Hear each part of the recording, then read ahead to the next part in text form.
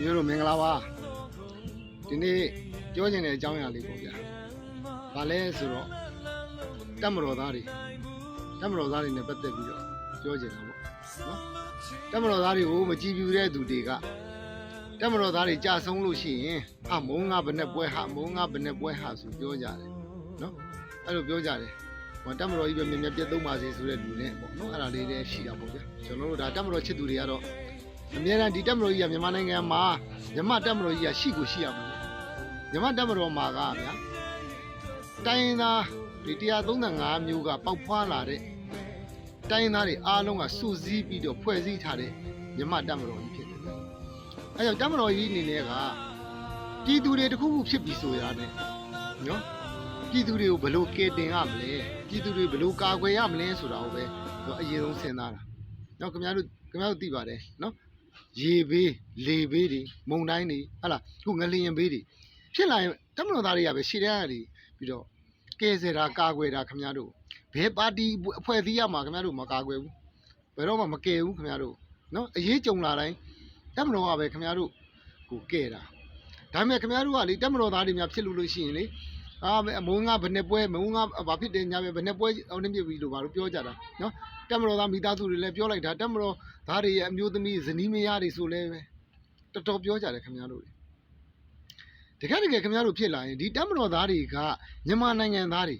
ခင်ဗျားတို့ဖတ်စစ်နယ်ချဲလည်းမဟုတ်ဘူးနော်ဖတ်စစ်လည်းမဟုတ်နယ်ချဲလည်းမဟုတ်ဘူးမြန်မာတိုင်းရင်းသားတွေမြန်မာလူမျိုးတွေဗျာဟုတ်လားဒီလူတွေကလည်းဖွဲ့စည်းထားတဲ့တက်မတော်ကြီးကမြန်မာပြည်သူတွေတခုခုဘေးဒုက္ခကြုံတာနဲ့အဲ့ဒါကာကွယ်မယ်တားဆီးမယ်ကူညီမယ်ကယ်ဆယ်မယ်ဒါပဲလုပ်တာလေအဲ့ဒါကိုခင်ဗျားတို့ကဘာဖြစ်လို့တက်မတော်ကိုမုန်းနေလို့ကမုန်းနေတာတော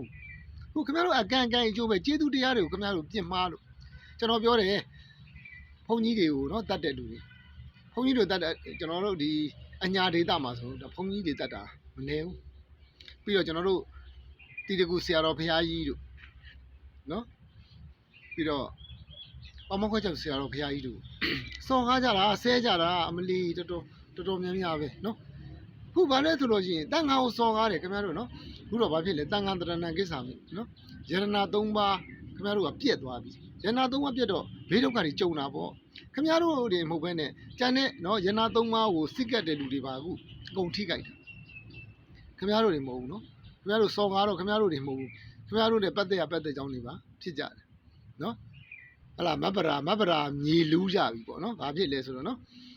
်ဆူတောင်းနေမှားကြတာလေခင်ဗျားတို့တွေလည်းအခုဆူတောင်းမှားတာပဲဝစီဗေဒထီတိုင်းရှကြတာပဲနော်မဗရာလို့ဟလာအရင်ဘဝကဆူတောင်းခဲ့တာဒီလူတွေကိုသိချင်းသုံးနဲ့သေတာကို तू မြင်တယ်လို့ပြောတဲ့အခါမှာနော်မဗရာဘဝလည်းရောက်ယောက်ျားတွေရောသားတွေရောသူ့ရှိမှာတယ်သိချင်းသုံးနဲ့သေရဖះကြီးရောက်တော့ဖះနင်ကဲမဗရာနင်ပြောလိုက်တော့ရီလိုက်တော့ပြောလိုက်တော့ဟုတ်လားနင်စူတောင်းပြတာလေနင်ကိုယ်တိုင်နင်မျက်စိထဲမှာမြန်ဝါတင်နဲ့သေးသေးချင်တာလေသေချင်းသုံးနဲ့သေးသေးချင်တာလေဆိုတဲ့သဘောမျိုးပေါ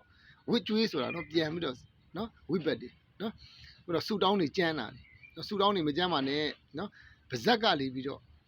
နော်အယုဒ္ဓအနတ္တတွေမပြောကြပါနဲ့မဆဲကြပါနဲ့ခင်ဗျားတို့ခုလိုဆဲ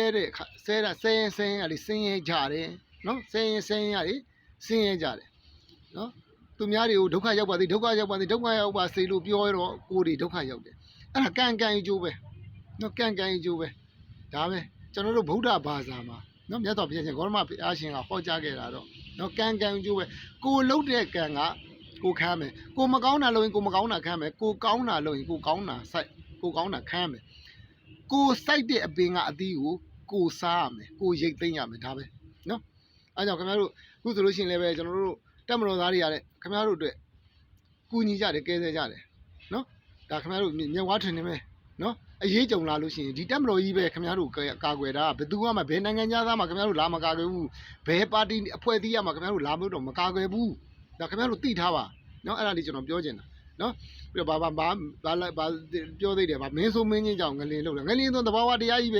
လှုပ်မှာပဲငလင်ဆိုတာသဘာဝတရားကြီးပဲအရင်တည်းကလည်းလှုပ်နေတာပဲကြီးတာနဲ့ငယ်တာနဲ့ပဲမြန်မာနိုင်ငံနဲ့မဟုတ်ဘူးအိန္ဒိယမှာလည်းလှုပ်တာပဲဘင်္ဂလားဒေ့ရှ်မှာလည်းလှုပ်တာပ